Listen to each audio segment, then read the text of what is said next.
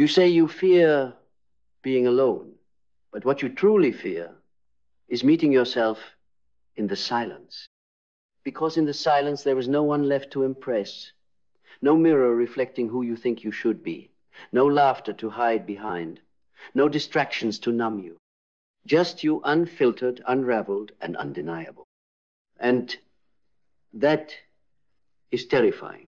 Not because you are weak, but because the world taught you to build your identity out of everything but your truth. It taught you that your worth lives in other people's eyes, that your safety lives in relationships, that your joy lives in connection, but no one told you how to survive the moment those things disappear.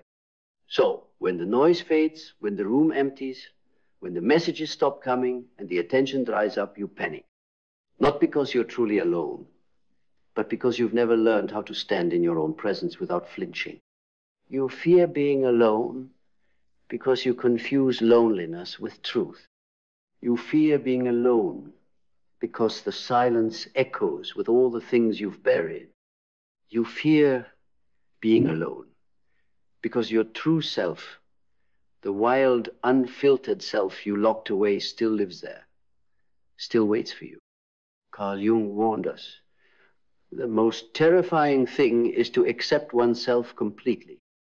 And that's what solitude demands, not just acceptance of your surface self, but confrontation with your shadow.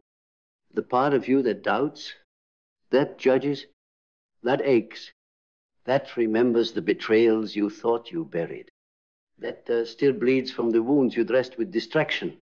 In solitude, the masks fall.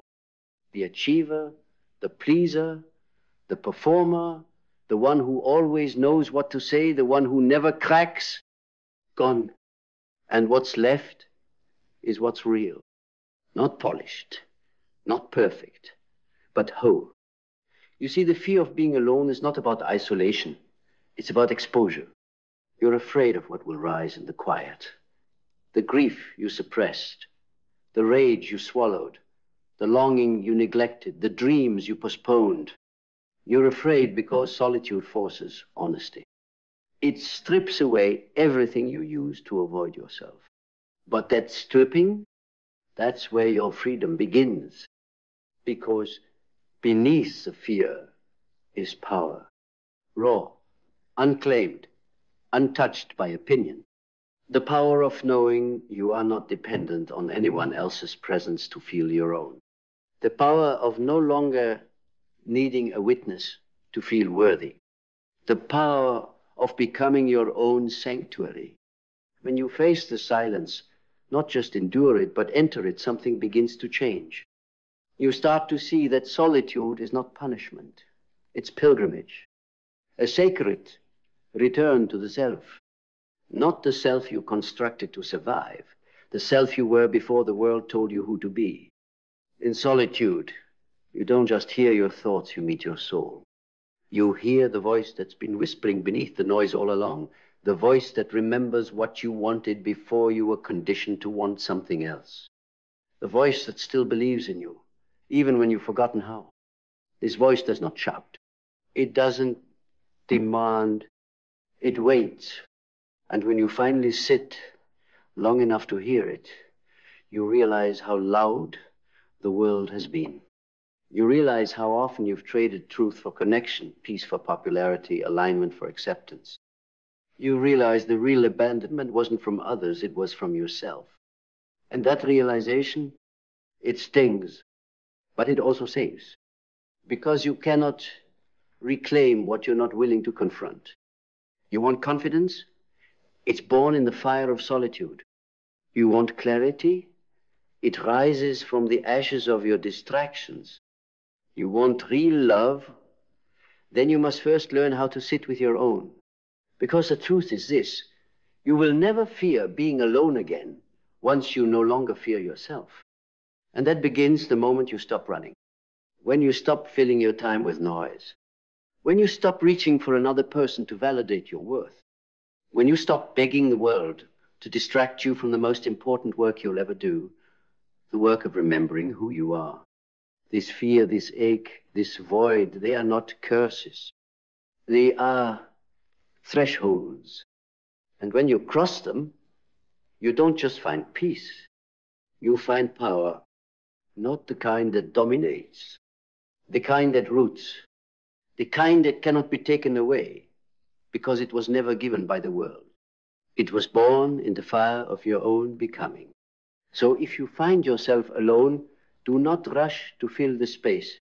Let it stretch. Let it echo. Let it show you what's been waiting beneath the noise. Because somewhere in that silence, buried beneath the masks and memories, your true self is still waiting. Not to be rescued, to be remembered. And when you remember, when you rise, you will know this. The fear of being alone was never a fear of loneliness. It was a fear of meeting the most powerful, most honest, most sacred version of yourself. And now that meeting has begun. And in that meeting, something irreversible awakens. Not a new identity to wear, but the one you left behind when you chose safety over truth. It doesn't arrive with fireworks. It arrives with a stillness so profound it frightens everything false within you. A stillness that demands no audience, no applause, no performance, only presence. You begin to see how much of your life was built in response, not in intention. How many of your choices were compromises disguised as diplomacy? How many of your relationships were places where you contorted yourself into compatibility? How often you diluted your truth to be digestible? And now, in the silence of being alone, you see it all. And you begin to forgive yourself, not because you were wrong to adapt, but because you are finally ready to evolve. Solitude becomes the sanctuary where your soul untangles. The lies you told yourself just to survive start to dissolve. I'm okay. This is enough. I don't need more. They were never truths. They were shields. But shields grow heavy when you no longer need to fight for your place. And now, you don't fight. You reclaim. Piece by piece, you gather what was lost. The creativity stifled by conformity, the passion smothered by politeness, the boundaries bulldozed by fear. You begin to take up space not in arrogance, but in alignment. You begin to speak not to be right, but to be real. You begin to breathe not as a reflex, but as a ritual. This is what happens when you stop fearing your own company. You become dangerous not to others, but to the lies that once governed you. Because a person who no longer fears solitude is a person who can no longer be manipulated. You stop chasing what doesn't nourish you. You stop apologizing for your depth. You stop negotiating your value in rooms that never deserved you. And people will notice. Some will call you distant, others detached. But those who understand the ones who have walked through their own fire, they will see you not as cold but clear. They will feel the weight of your presence not because it demands attention, but because it refuses to be anything less than truth. This is what solitude gives you. A foundation no earthquake can shake. A voice no crowd can drown. A peace that isn't circumstantial, it's cellular. And from this place, you begin to choose differently. Not from scarcity, from sovereignty. You no longer beg for love. You offer it freely, but only where it can breathe. You no longer perform to be chosen. You choose yourself, and the rest is resonance. You no longer fear endings. You honor them because every ending carved space for a deeper beginning. This is what it means to come home to yourself, to find in the echo of your own heartbeat everything you thought the world owed you, to realize that the love you sought was never in them. It was in your own capacity to see, to hold, to honor yourself without shame. Solitude is not your enemy. It is your return to center. And when you live from that center, everything changes. Your relationships soften because they are no longer survival strategies. Your decisions sharpen because they no longer require consensus. Your days become sacred not because they are perfect, but because they are yours. Unfiltered, uncompromised, unapologetically aligned, you walk through the world not needing to be filled, but overflowing. And in that overflow, you become the very thing you once searched for in others. The home, the peace, the presence. This is what happens when you stop fearing being alone. You discover the truth. You were never alone. You were just waiting to meet the version of yourself that no longer needed the world to complete you. And now that you've met them, the version of you that stands unshaken, not because nothing hurts, but because nothing hidden remains, you will never abandon them again. Because to abandon yourself now would be a betrayal so loud, it would echo through every hollow success. You've tasted too much truth to return to silence. You've touched the edges of your own soul, and no counterfeit will ever suffice again. You no longer fear solitude. You crave it. You protect it. Because in that solitude, you've built something sacred, not a fortress to hide in, but a sanctuary to come alive in. From here, your standards change. You don't settle for connection built on convenience. You don't trade your energy for proximity. You don't say yes when your entire being whispers no. And the world might not understand. They will ask why you're different. Why you walk away from noise that once thrilled you. Why you turn down invitations that used to validate you. Why you'd rather be alone on a quiet path than accompanied in chaos. But you won't explain, because some things aren't meant to be explained, only embodied. And this embodiment, it's not loud. It's not dramatic. It's not an announcement. It's a knowing, a steady fire beneath your skin. A rhythm in your chest that says, this is who I am now. Not because you became someone else, but because you remembered who you were before you were told who to be. This remembrance, it costs everything false, but it gives you back your life. The real one, not the life you perform for approval. The one you live from the inside out. The one that pulses with meaning, not because it's perfect, but because it's yours. You no longer fear being alone, because you are no longer a stranger to your own soul. You've sat with your demons, you've faced the shadows, you've tasted the bitter and made peace with the ache. And what remains is real, unshakable, unmovable, yours. So when the world spins, let it. When people leave, bless them. When the noise rises, return to stillness. You've learned how to come home, and more importantly, how to stay there. This is the kind of power that cannot be taken, only remembered. The kind that doesn't waver when the external shifts. The kind that whispers even in the darkness, I am whole. Because the real reason you feared being alone was never about solitude. It was about the truth, waiting in the silence. And now that you've faced it, you're not just unafraid, you are free. Free, not the kind of freedom sold in slogans or stitched into flags, but the kind of freedom that lives deep in your chest. The kind that doesn't need to shout, because it no longer asks for permission. The kind that walks into rooms without wondering if it belongs. That breathes without seeking approval. That creates without performing. That loves deeply, wildly, quietly, without losing itself in the process. This freedom is not loud because it doesn't have to be. It's a still, unwavering truth that you are enough, not because of what you do, but because of who you are when everything else is stripped away. It's the freedom to stay in your own presence, to hold space for your pain without rushing to escape it, to cradle your joy without fearing it will be taken, to walk through your life as you are, not who they need you to be, because the self you found in solitude is not fragile. It is fire-forged.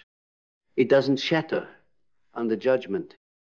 It doesn't dissolve in rejection. It remains constant, honest, holy. And now, everything you touch begins to change. Not because you've become more, but because you've returned to something more ancient than ambition, more enduring than success. You've returned to wholeness. And wholeness is not something you chase. It's something you claim right here, right now, not when they understand, not when they come back, not when the money's better, or the timing's perfect, or the stars align. Now, because now you've remembered there is no void inside you. Only space, sacred, expansive space, waiting to be filled by you, by your own breath, your own truth, your own love. And the fear that once kept you from being alone, it no longer owns you. It's just a memory now, a shadow of a time when you thought your wholeness lived somewhere outside you. But now you know. The silence is not empty. It is full of you. And that is the loudest, strongest, most unstoppable kind of power there is. That power, the power of someone who has met their own soul in the dark and didn't flinch, is unshakable. It radiates without needing to convince. It moves without needing to conquer. It exists as a force, not a performance. You carry that power now, not in your voice, though your voice may grow clearer, not in your stride, though your steps may feel lighter. You carry it in your gaze, unblinking, unhurried, undistracted, in your presence not crowded by need, but anchored in enough. This is what changes the world, though it never announces itself. A person who is no longer ruled by fear, not the fear of being unloved, not the fear of being unseen, and certainly not the fear of being alone. You've cracked the illusion that being alone means being less, that solitude equals absence, that silence is something to fear. You've seen the truth. Being alone is where you meet what is most sacred. The unspoken answers, the forgotten songs, the quiet strength that doesn't scream to be recognized. And the more time you spend there in that sacred stillness, the less you chase. You stop chasing people who only see you partially.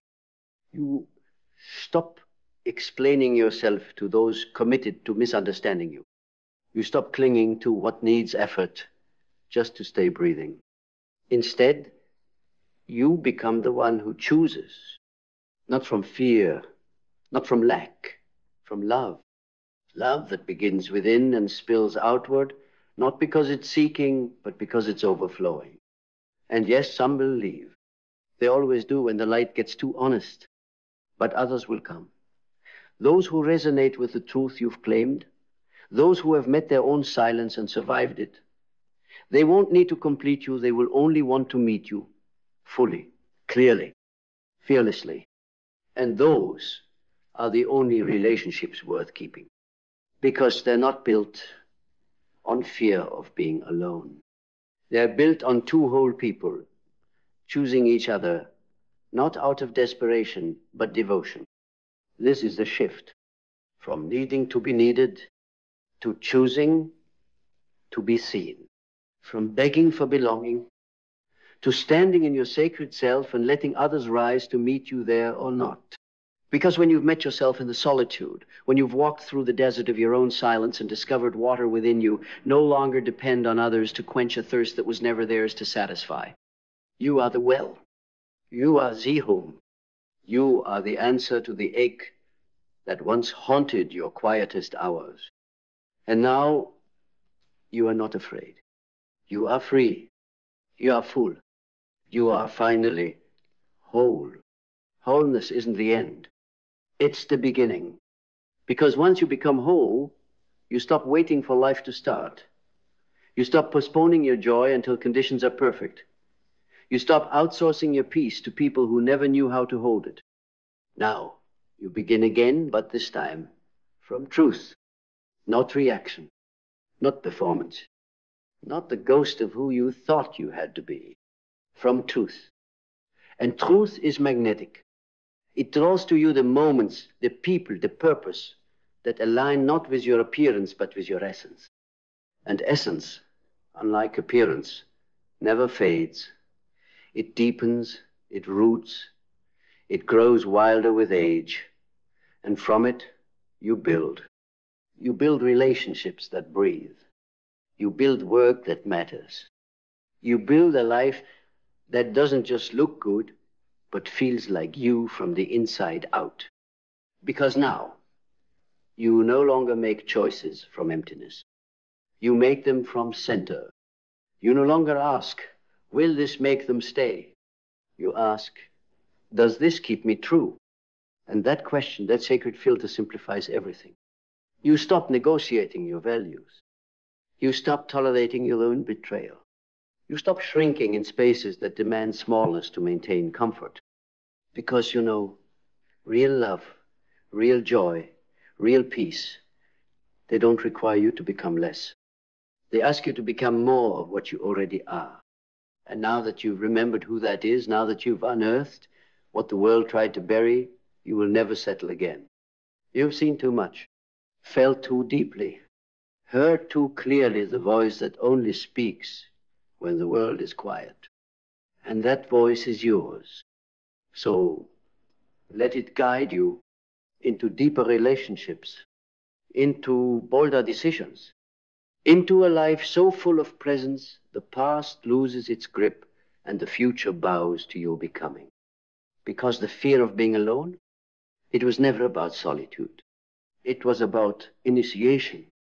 It was the gate you had to pass through to come home to yourself.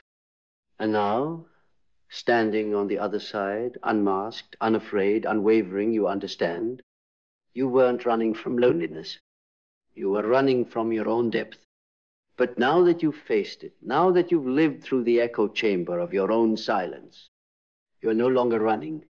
You are becoming. And in that becoming, you are free.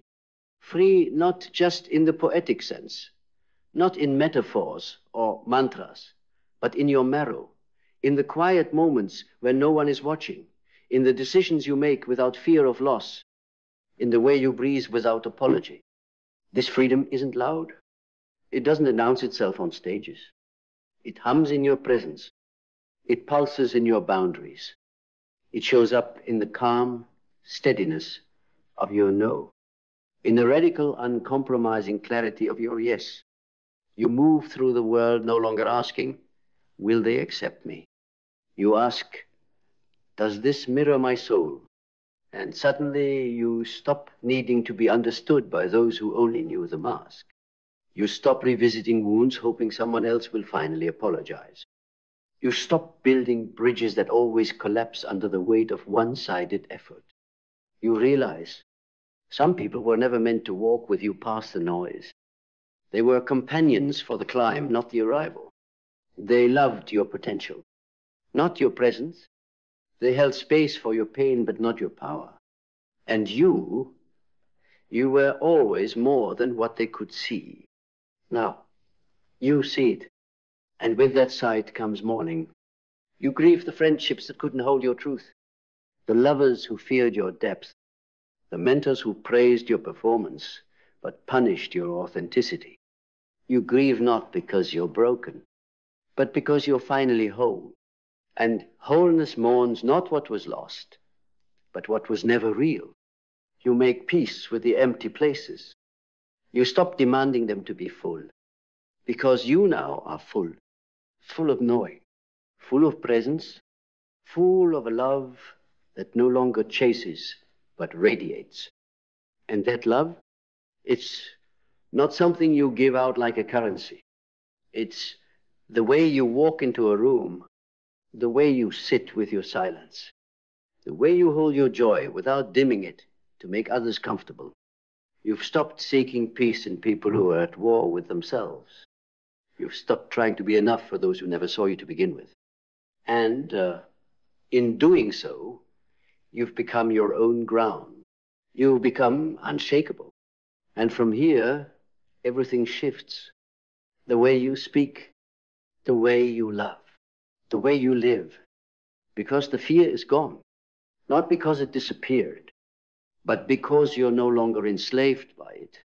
You've walked into the darkest room of your being alone and found not a void, but a voice. your voice. And now it leads. Now it is the compass. Now it is the only truth that matters. Not because it is louder than the world, but because it is finally louder than your doubt. This is what was waiting on the other side of your fear of being alone. Not isolation, not punishment, not lack, but the most sacred, powerful, untouchable truth you'll ever know. You were never afraid of solitude. You were afraid of meeting the version of you that doesn't need saving. And now that you've met them, you will never go back. So now you understand. It was never about loneliness. It was about truth. It was never the absence of others that haunted you. It was the absence of you. And now the haunting ends because you have returned, not as the version the world molded, not as the persona you wore to be loved, but as the truth that was always waiting underneath it all, quiet, patient, eternal. You've walked through your own silence. You've stood in your own fire. And what remains now is not fragile. It is sacred. It is sovereign. It is you, unchained, unmasked, unwavering. You do not fear being alone anymore, because you know you are never truly alone when you are whole within. And now you are whole. And now you are home. And now you are free.